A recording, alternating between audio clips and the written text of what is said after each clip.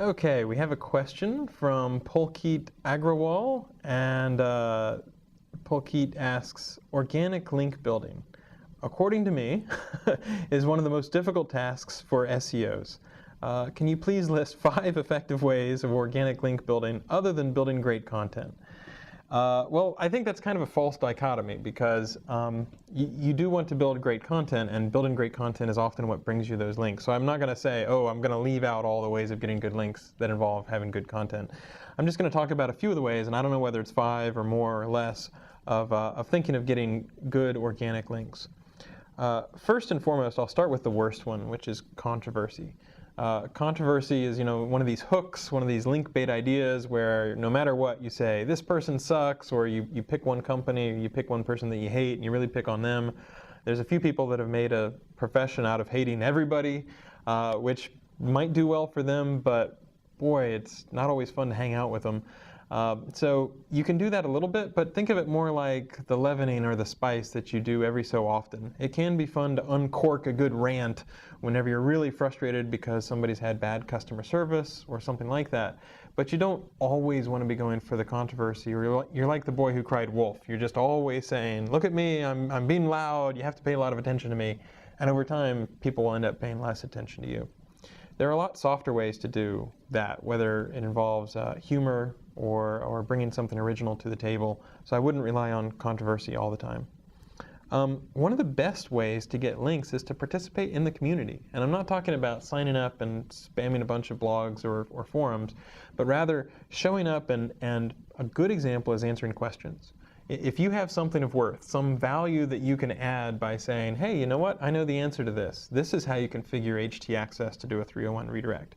Somebody appreciates that, and somebody will remember that you answered their question, and they'll be more willing and more receptive to link when you realize, oh, that's their site. They have a whole pile of interesting articles about how to do good things with 301 redirects or htaccess. So I think participating in the community, answering questions that help other people can be a big way to do it. Going back to what is building great content, but it's still super important, original research. To this day, if somebody does even a little bit of work to dig into a subject, they're a lot more likely to get links. So one of my favorite examples is Danny Sullivan compared how well different webmail services were able to de-spam his inbox. And all he did was, for like a month or so, compared how much spam he got and what the false positive rate was. He got good data out of it, which he then blogged, and a lot of people linked to that. Just earlier today, for example, Google released Google Public DNS, which is a DNS server that anyone, anywhere around the world can use, so it's public for everyone. And there was a guy, manu-j.com, I believe, who, rather than just read and rehash the blog post, took it and tested out OpenDNS versus his ISP's DNS versus Google Public DNS. And he found out that we were especially good for international domains, where sometimes DNS resolvers are a little bit slower. Just that original research makes it that much more likely that I will link to him, he'll stick in my mind, all those sorts of things. So original research can really make a big difference. Newsletters, if you have people already coming to your blog, make it a little bit easier for that sort of information or article to show up in their inbox, because then that can drive traffic and drive conversions. Social media, participating on a forum or a blog is one thing, but then participating on Twitter or FriendFeed or Facebook can be another great way.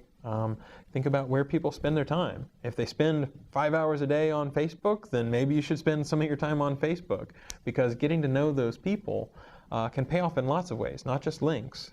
Maybe you get to present at a conference. I guarantee if you're doing a conference presentation, that's a great way to get links, because people will live blog it, they'll link to your website, all those sorts of things.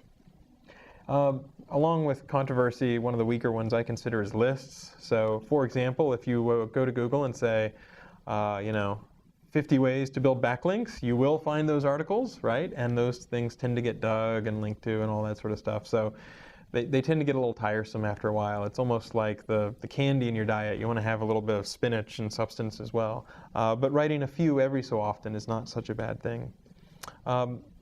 Good piece of advice, which I was talking about this question with my cameraman Wiz before this, get a blog and establish yourself as an authority, right? There's no excuse for a company these days not to have a blog. and for most people to not have a blog, because you don't have to update them all the time, and if you want to, you can use Tumblr or Posterous or something where you don't have to maintain the software. But it's really not that hard to do. If you see a funny picture or something like that, you post it on your blog, you can get a lot of links very quickly. More likely, you'll probably use your blog to establish yourself. It's your online business card, your profile, and you can use that to project how you want to be on the internet. So just building that up as a resource of good articles. Another good example is how-tos and tutorials. So I recently, a while ago, had to figure out how to change the default printer in Firefox on Linux. And when I was done, I said, okay, I'm going to write down those steps so that I can remember it, but more importantly, the people searching for it can remember it. And even if you don't get a ton of links to that post, sometimes you don't need a ton of links. Sometimes that long tail content is enough where the other people who are searching for it will find you, even if you only have 2 or 3 links to it. So it's not always about links. It can sometimes be about having a resource that nobody else in the world has. Talking about resources, another thing you can do is run a service that people find really useful, or even make a product and release it for free, or give it to the community. So a Firefox extension or a Chrome extension, something that improves your Apache experience or makes things easier for WordPress plugins, stuff like that. Services are good because people will come to you to try things out, but open source is also fantastic because then people can download it. They're grateful that they got something for free. So you can do the work once, and then lots of people downstream can be grateful, and some of those people will link to you. Another good piece of advice, try to make sure that your site has good site architecture. You'd be amazed at how many people don't handle things like, can my site be crawled? Can my site URLs be bookmarked? And so can Google get to all the pages on my site? You might think it sounds remedial, but you'd be amazed at how many websites mess that up. So make it easy to link to your site or to individual pieces of content on your site, like individual blog posts. That's almost everything on my list, but I'll make one final one, which is make a few videos. It turns out making videos can be a really easy way where you're just talking, but people can watch it at any point. They can get a lot of value out of it, and hopefully it's enjoyable. So you, again, do that work once, and then it's useful all the way down the line. So those are just a few tips, some different ways to try to build links. Not necessarily always content, but it can be really helpful, and it can be a good way to try to get some good links.